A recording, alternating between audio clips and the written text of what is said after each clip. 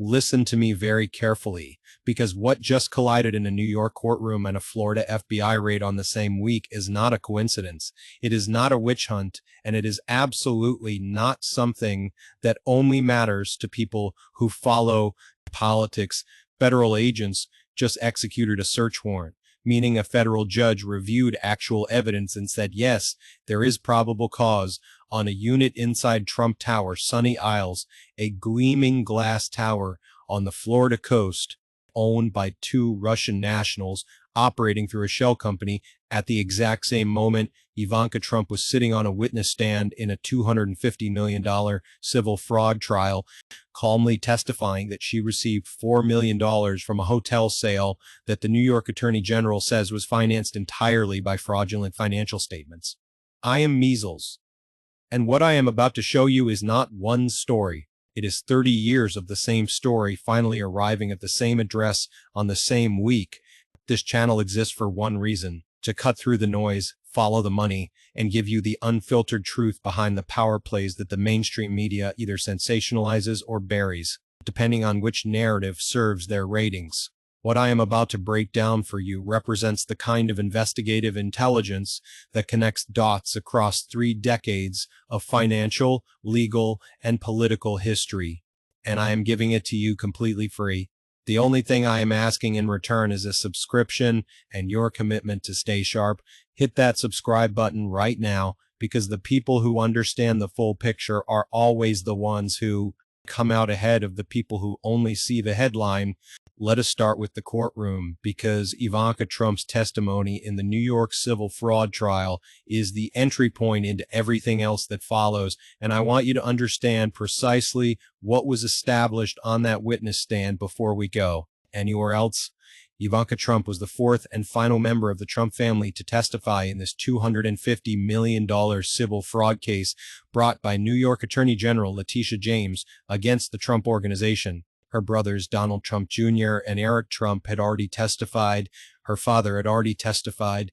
And by all accounts, Ivanka came to the stand with a composure and a cordiality that her male relatives had conspicuously failed to demonstrate. The Attorney General noted that Ivanka was friendly, professional, and measured, everything the prior witnesses were not, but cordial testimony does not change documented facts. And the documented fact that emerged from Ivanka's time on the witness stand was this: she personally received $4 million from the Trump Organization's sale of the old post office building in Washington, D.C., the property they had converted into the Trump International Hotel as part of a total $139 million transaction. And to Leticia James in the state of New York, that $4 million represents the direct personal financial benefit of fraud, because the original financing that allowed the Trumps to acquire and develop that property in the first place was obtained through financial statements that the Attorney General alleges were systematically and deliberately falsified, inflating asset values to secure better loan terms than the actual financial picture would have supported. Ivanka's position, maintained with practiced calm, was that she was not involved in the preparation of those financial statements and had no direct knowledge of the figures that were allegedly manipulated. The Trump family's collective defense across all 4 testimonies was essentially identical. Each member claimed the fraudulent numbers were prepared by accountants and financial teams operating below their level of direct involvement, and that they signed off on documents presented to them without personally verifying the underlying figures. The numbers do not lie. $4 million deposited into Ivanka Trump's account from a transaction the state of New York says was built on fraudulent financing is not a technical legal question about accounting procedures. It is a documented financial trail with a documented beneficiary, and no amount of cordial testimony changes the mathematics of that trail. Now I need to take you back further, because the courtroom testimony is only the surface layer of a pattern that runs 30 years deep. And if you do not understand the full depth of that pattern, you cannot understand why the FBI raid in Florida is not a random event. It is the latest data point in one of the most extensively documented financial histories in American investigative journalism. The story starts in 1984, not in a courtroom, but in the lobby of Trump Tower in Manhattan, when a man named David Bogatin, a Russian immigrant with documented ties to powerful organized crime networks in Russia, walked into the building and purchased not one condominium, not two, but 5 units in a single transaction. The New York State Attorney General later ruled that those purchases constituted money laundering. Trump Tower at that time was, according to investigative reporting and court records, one of only 2 buildings in New York City where anonymous buyers could purchase condominiums through shell companies without disclosing the true identity of the beneficial owner. That structural feature, the ability to buy expensive real estate anonymously through corporate shells, is not an accident of building policy. It is the precise mechanism that makes luxury real estate the preferred vehicle for moving dirty money into clean assets. You take cash generated through whatever illegal or sanctioned activity, push it through a series of shell companies that obscure the origin, use those shells to purchase a high-value condominium in a prestigious building, hold the asset while it appreciates, and when you eventually sell it, the proceeds emerge as clean, legitimate capital tied to a documented real estate transaction. The dirty money has been washed. The building has collected its sale price, and the brand on the outside of the building has collected its licensing fee or development profit without ever technically needing to know who the ultimate buyer is. The New Republic's investigative reporting described Trump Tower Manhattan as functioning essentially as a luxury car wash for anonymous international cash, and that reporting was built on court records, financial filings, and interviews with former federal prosecutors, not political speculation. By 2002, according to the same investigative record, Trump was carrying approximately $4 billion in debt across his Atlantic City expansion, owed to roughly 70 different banks.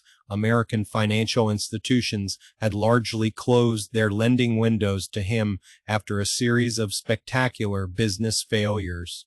And yet development continued. Properties were acquired, projects were financed.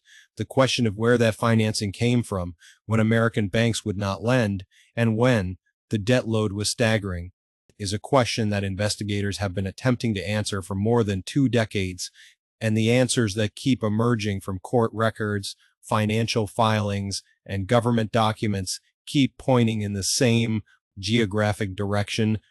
Now let me walk you through the specific anatomy of the FBI raid in Sunny Isles, Florida, because the details of that action reveal exactly why federal agents do not execute search warrants on luxury condominiums. Without significant evidentiary preparation, federal agents arrived at Trump Tower, Sunny Isles, the gleaming glass tower on the Florida coast that carries the Trump name and brand, with a search warrant for Unit 4102. A search warrant is not a fishing expedition.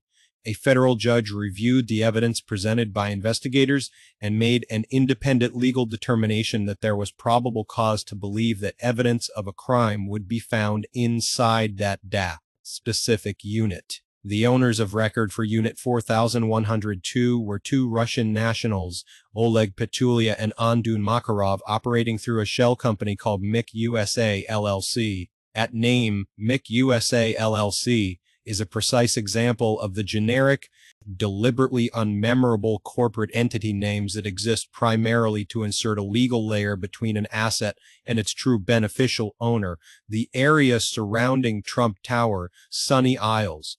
The Sunny Isles speech community in South Florida has been nicknamed Little Moscow by locals and investigators alike for a reason that has nothing to do with weather or cuisine.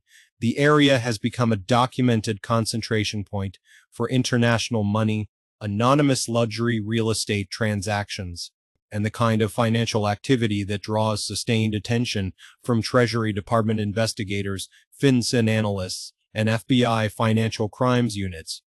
Trump-branded towers in this geography have appeared repeatedly in investigative reports, government analyses of suspicious real estate transactions, and court filings examining the movement of Russian and post-Soviet oligarch money through American luxury real estate markets.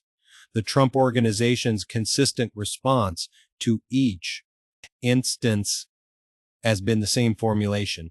We license the name. We do not choose or vet the buyers. We are not responsible for the financial activities of property purchasers after the transaction closes. Stop being a victim of a defense strategy that does not survive basic scrutiny. An organization that has been told repeatedly by investigators, journalists, and court findings spanning 4 decades that its branded properties are appearing in money laundering investigations, and that continues operating under an identical business model that produces identical outcomes, has at some point made a choice.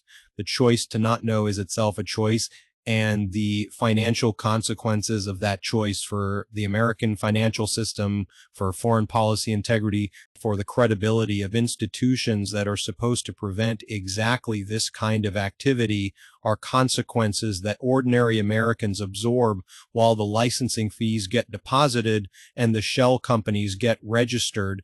Now, let me bring Ivanka back into this, because her role in this full picture is significantly larger than a single fraud trial testimony, and understanding that larger role is essential to understanding why the convergence of the courtroom testimony and the Florida raid in the same week is not coincidental timing.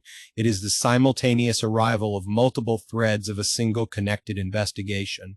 Ivanka Trump was not a peripheral figure in the Trump Organization's international operations. She was the polished, credentialed, professionally presented public face of the brand's global expansion. She attended grand openings. She gave promotional speeches. She was front and center at the Trump Tower Vancouver launch, the Panama projects, the international licensing deals that extended the Trump brand across global markets simultaneously with her father's political rise. She then transitioned directly from that role into the White House as a senior advisor to the president, received a security clearance granting her access to classified information, and sat in meetings with heads of state and foreign leaders, all while the family business continued operating its international deal-making apparatus. Federal counterintelligence investigators, according to documented reporting, examined whether foreign actors were attempting to use business relationships with the Trump Organization to gain influence. Inside the White House, your family connections, that is not a conspiracy theory constructed by political opponents. That is the documented subject matter of an active federal investigation that was reported on by credible outlets based on sourced information from government personnel. The conflict of interest geometry here is not subtle. You have the president's daughter and senior White House advisor with classified access, whose family business is simultaneously taking money from international investors, some of whom come from countries and financial ecosystems that are explicitly adversarial to American interests, and whose branded properties keep appearing in investigations into the movement of foreign money through American real estate. The Trumps say there was never any issue. I do not care about their feelings on the matter.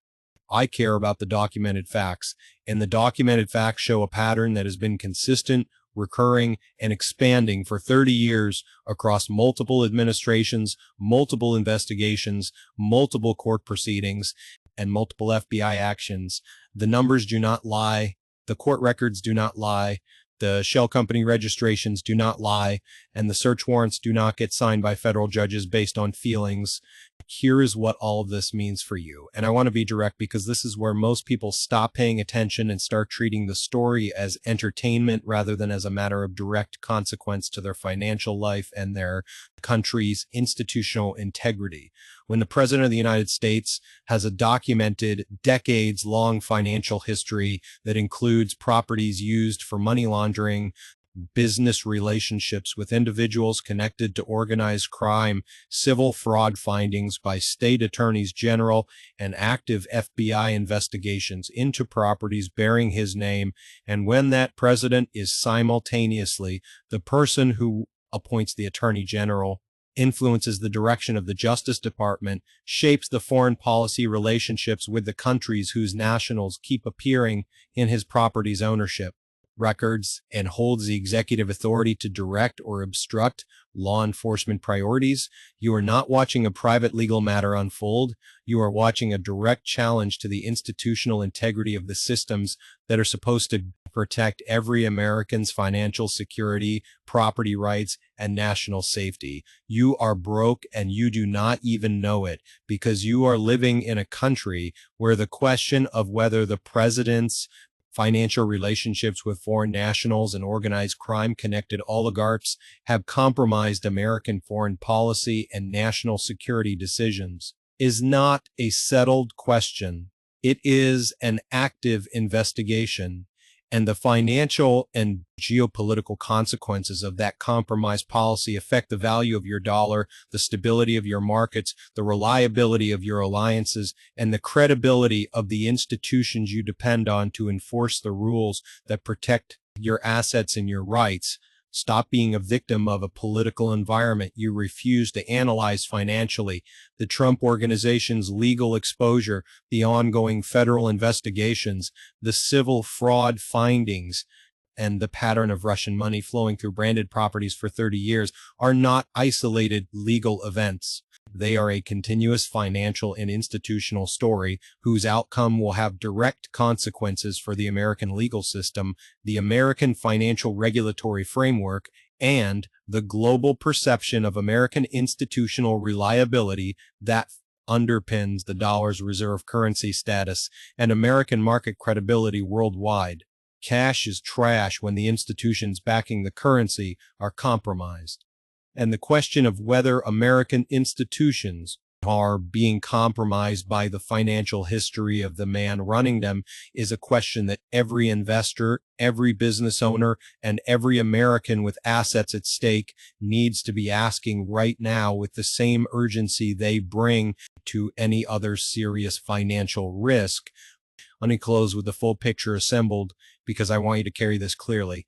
Ivanka Trump sat on a witness stand and calmly testified that she received $4 million from a transaction the state of New York says was built on fraud. Federal agents executed a search warrant on a Trump-branded tower unit owned by Russian nationals through a shell company. 30 years of court records, investigative journalism, financial filings, and former federal prosecutor testimony document a consistent pattern of Russian and post-Soviet money flowing through Trump properties. The man whose name is on all of it is currently sitting in the Oval Office, and the defense for 30 years has been the same three words: I did not know. So I am asking you directly right now, are you going to be a winner who takes this information seriously, understands what it means for the institutional integrity of the systems that protect your financial life, stays informed, stays engaged, and refuses to normalize a pattern that has been documented across 3 decades of court records and federal investigations? Or are you going to be a loser who rolls their eyes, calls it a witch hunt, and goes back to sleep while the pattern continues? The numbers do not lie. The court records do not lie. The search warrants do not lie. 30 years of the same story is not bad luck. It is a business model. Subscribe now, share this video, drop your honest assessment in the comments below. Stay sharp. The receipts always tell the real story.